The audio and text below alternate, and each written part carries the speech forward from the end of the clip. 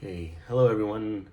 Today I'd like to talk about a few different words that kind of go across a spectrum from, I guess, the healing process and beyond that, right? So usually when we're going through a healing process, it's because we were hurt in some type of way, right? And I'm talking more about the emotional lines. And when you're healing, you're trying to process everything. You're trying to see what happened, how did it happen, why it happened, what you could have changed to prevent it from happening, which is already too late because the past is the past, but maybe what you could do now to prevent it from reoccurring in the future. So the healing process has multiple levels. Also, if you look at the word healing, right, or heal, to make free of from injury or disease, to make sound or whole, to make well again, to restore health, to cause an undesirable condition, or to cause to overcome or to be overcome. Also, another one it is to patch up or correct, and to restore to original purity or integrity. So prior to being injured or wounded, right? So when you're trying to heal yourself, you're trying to reestablish that equilibrium or stability in your life that somebody somehow has taken away or caused a disruption within it, right? So the healing process happens through time, through acceptance, and through education.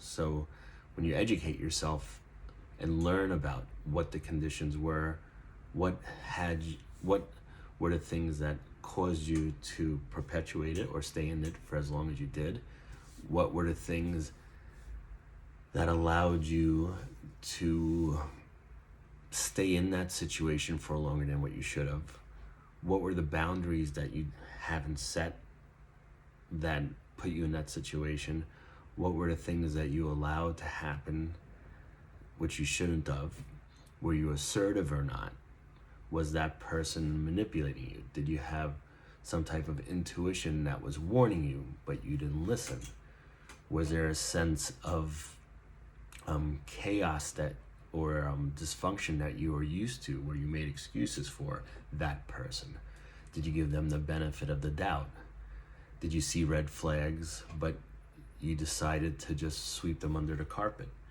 These are all things that are very important to look at when you're trying to heal from any type of relationship or trauma from a toxic person. And then through time, we start to heal that, but it doesn't mean it's gone forever. Even when you have moved on, you're not thinking about the person, you're not ruminating about them, you're not thinking about what you could have or should have done. That person's in the past, they're still in your memory, but you don't think about them really at all anymore. But whatever disruption that they've caused within your life or in your mind, those things sit within your cells, within your body. So then next thing you know, when you do meet somebody who has similar traits, your intuition will kick in and warn you. But then it's up to you, according to the work that you have done, to listen to that intuition and create a boundary or to distance yourself to protect yourself. And then when you don't listen to your intuition, you get wheeled back into it, and then the process starts all over again. And this is how a lot of stuff keeps repeating itself through a whole lifetime. People think of karma. There is a lot of different versions of karma. Karma could be from your past life. Karma could be what you've accumulated in your past lives. Your karma could be what you're here on earth to fulfill now. Your karma is what you do now. And also your karma is what you do now that creates the future. So when you don't look at things and start to change them, you keep repeating them till those lessons are learned. And then that might not even happen. I know people who are 60s and 70s, their life has been the same, complaining about the same things forever.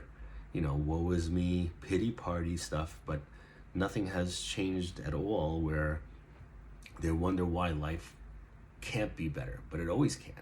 It just depends on our own awareness and our ability to accept things as they are, and not to try to think that we're going to change the world, when we really just have to change ourselves.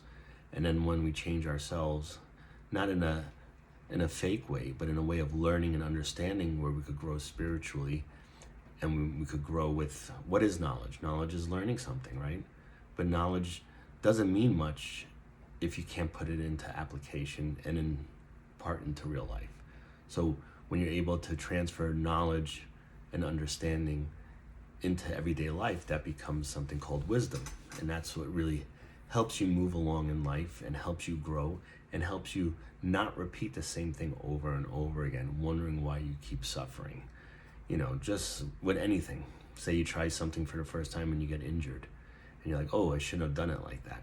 And then somebody goes, well, these are the rules. This is how you should start learning how to do it, and this and that. And you go, oh, okay. And then next thing you know, you're doing that thing and you're not getting hurt anymore. It could be sports, skating, skiing, anything like that. But we should apply that to life also. And then it also gets to a point where through time we start to learn, we apply this wisdom, we listen to our intuition, we see the red flags, and we heal. And then from there, we start to move on, and life is good. There's always going to be people giving you opportunities to see if you've learned your lesson. So that's like karma too, where it's like there'll always be somebody put into your life for either a short period of time or a longer period of time to test you. And it's not even done intentionally. This is just the universe trying to help you learn your lessons in this lifetime. And then from there, you could say, okay, I've moved on, I'm healthy, my mind is healthy, my heart is healthy, I'm meeting healthy people now, I'm avoiding anybody who's toxic. So then when you look at the meaning of the word health, right, the condition of well-being or free from disease, the overall condition of somebody's body or mind, the condition or state of something. So when you think of health, you think of being in balance, being tuned in harmony, not having dis-ease, right? So this is where we start to learn how we appreciate the simple things in life, and we're appreciative of it.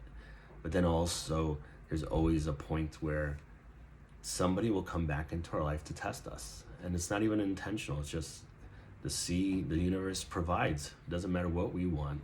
The universe always provides to see if we've learned our lessons in life. And then once you become healthy in the mind, body, and spiritual level, you become whole.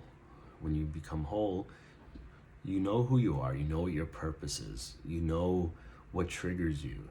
It's like, you're living life to the fullest. You're living your purpose and fulfilling your purpose in life. And then with some people, once they feel whole, the next level would be holy, where they're not attached to other people and materialistic things. And detachment has nothing to do with not caring for people. It's just like, it's not being codependent, or what another person does impedes your well-being. What they do is what they do. What you do is what you do. Another saying you hear for karma is, what that person does is their karma. How you respond or react to it is yours. And then once you could start to really get into a place where nothing could phase you anymore, which is difficult. As long as we're in the world, all our past traumas and everything's going to be triggered. But as you start to get to a point where you're really stable, almost like a mountain, where it doesn't matter what the weather is, nothing will move you, emotionally, physically, mentally, spiritually. And then from there, you start to gravitate towards spirituality and going deeper within to that practice, And the worst thing is, of course, what Ram Dass always said, phony holies, where some people try to be so holy and so spiritual, but they haven't worked through their wounds and their trauma. So it's like creating another mask that eventually comes off, and then there you could see the invisible man when he takes his gauze off. There's nothing underneath. It's like you don't want to create another facade or another persona, which is a mask. Persona, right, is a mask. You don't want to create another one to kind of cover up what you're feeling now. It's like you want to feel everything. You want to be able to understand it and work through it so you could grow from it. If right away we start to mask things, by spiritual bypassing or avoidance, we never work through those injuries and we never fully heal, even though on the outside we look like it. And this is where that like trauma loop keeps reoccurring, and you don't want to do that. Some people love to have their story, right? I was abused, I was this, I was that, and we all have had certain things like that. But if you constantly go back to that story, you never move past it. So the whole thing is to really feel the pain, feel the suffering, and then learn what you could do to work through it so you could fully heal.